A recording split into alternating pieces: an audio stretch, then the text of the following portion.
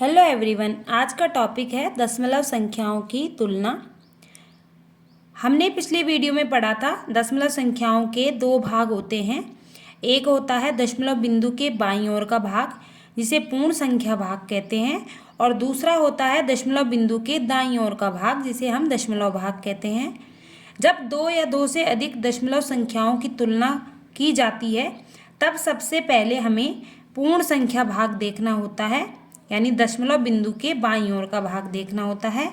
यदि उन संख्याओं में पूर्ण संख्या भाग समान है तो हमें फिर दशमलव भाग देखना होता है, जो दशमलव बिंदु के दाईं ओर का भाग होता है। दशमलव भाग में भी सबसे पहले हमें देखना होता है दशांश स्थान का अंक। यदि दशांश स्थान का अंक भी बराबर हो तो फिर हमें शतांश स्थान का अंक देखना होता है, और यदि ये भी बराबर हो तो हमें सहस्रांश स्थान का अंक देखना होता है। यदि सहस्रांश स्थान का अंक भी बराबर हो तो हमें आगे वाला अंक देखना होता है, और फिर उन संख्याओं की तुलना की जाती है, उनमें छोटी या बड़ी संख्या का पता लगाया जाता है। इसे कुछ उदाहरण के माध्यम से समझते हैं। जैसे यहाँ पर कुछ दशमलव संख्याएं दी गई हैं। पहला उदाहरण है, यहाँ पर है 1 और दूसरी संख्या है यहाँ पर 0.99। तो सबसे पहले हमें पूर्ण संख्या भाग देखना है। यहाँ पर दशमलव बिंदु है ही नहीं, तो ये पूरा पूर्ण संख्या भाग कहलाएगा, और यहाँ पर पूर्ण संख्या भाग 0 है, तो दोनों में एक बड़ा है, इसलिए ये वाली संख्या बड़ी हो जाएगी। बड़े संख्या को दर्शाने के लिए इस तरह का खुला जो भाग होता है उसे लगाते हैं। दूसरा उदाहरण है 2.73 और यहाँ पर है 2.073। तो सबसे पहले हमें दोनों संख्याओं में छोटी या बड़ी संख्या का पता लगाने के लिए पूर्ण संख्या भाग देखना होता है।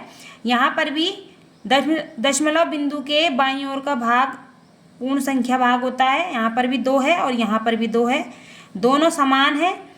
समान होने के बाद हमें दशमलव भाग देखना होता है, जिसमें भी दशांश स्थान का अंक देखना होता है। तो यहाँ पर दशांश स्थान का अंक यहाँ पर है 7 और यहाँ पर है 0, दोनों में बड़ा है 7, तो ये वाली संख्या बड़ी हो जाएगी। अगली संख्या है 47.5 और यहाँ पर है 47.55।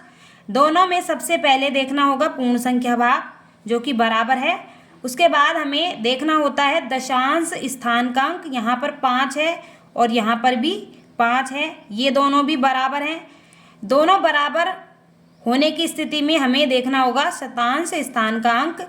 यहाँ पर कुछ भी नहीं है और यहाँ पर है 5, कुछ भी नहीं है यहाँ पर, तो इसका मतलब है यहाँ पर 0 मान लेंगे हम।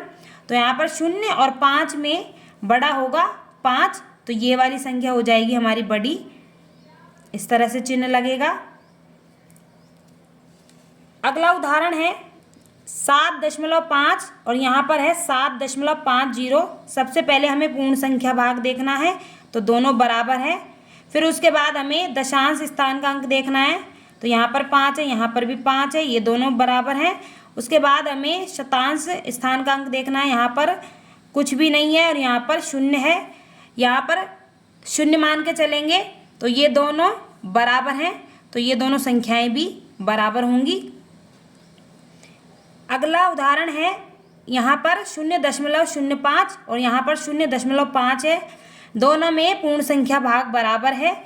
उसके बाद देखेंगे हम दशांश स्थान का अंक, इसमें 0 है और इसमें 5 है, तो दोनों में बड़ा है 5, तो ये वाला पक्ष बड़ा हो जाएगा, यानी ये वाली दशमलव संख्या बड़ी हो जाएगी। अगला उदाहरण है 1.23 और यहाँ पर है 1.2। तो सबसे पहले पूर्ण संख्या भाग देखेंगे, पूर्ण संख्या भाग दोनों में बराबर है। फिर उसके बाद देखा जाएगा दशांश स्थान का अंक, यहाँ पर 2 है, यहाँ पर भी 2 है। फिर देखा जाएगा शतांश स्थान का अंक, यहाँ पर 3 है और यहाँ पर कुछ भी नहीं है, इसको मानेंगे हम 0, तो दोनों में बड़ा है 3, तो ये वाली संख्या बड़ी हो जाएगी। बड़ी संख्या के लिए इस तरह का खुला भाग आएगा।